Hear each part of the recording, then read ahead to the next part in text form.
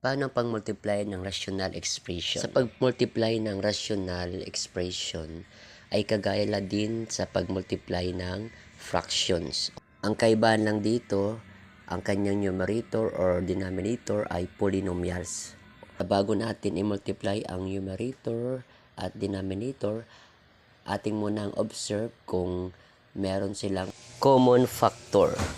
Then, pwede natin gamitin ang cancellation method after na ating ma-factor out kung mayroong mga common factor ating eliminate or cancel out. Okay, ating simulan na. Ang given number 1 natin ay 4x over 5 times 15x over 7 plus 14. So, observe natin itong ating given.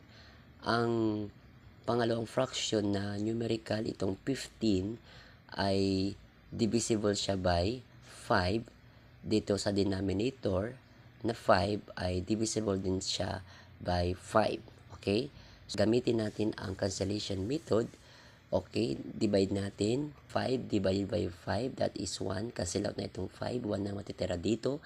Then itong 15 divided by 5. Cancel out ng 15. So that is 3 na lang. Then, itong denominator na 7x plus 14, ating i-factor out. Okay, ang GCF dito ay 7. So, divide natin sa 14, that is 2. So, ang kanilang factor dito ay x plus 2, ating ilagay sa close parenthesis. Ang GCF ay nasa labas lang ng close parenthesis.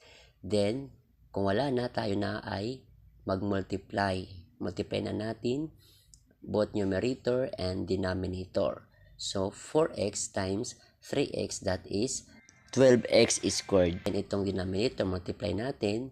So, copy na lang itong 7 times x plus 2. Kasi pag i-multiply mo sa 1, ganon din po ang kanyang product. So, ito po ang ating final answer. 12x over 7 times x plus 2. Ito po ay naka-simplest form na dahil wala na tayong pwedeng i-factor maliban lang sa kanilang factor na 1. Now, try number 2 is your turn. Comment your answer.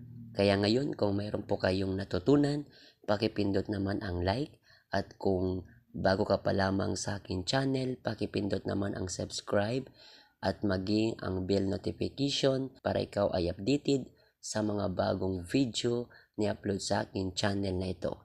Maraming salamat po sa inyong panonood.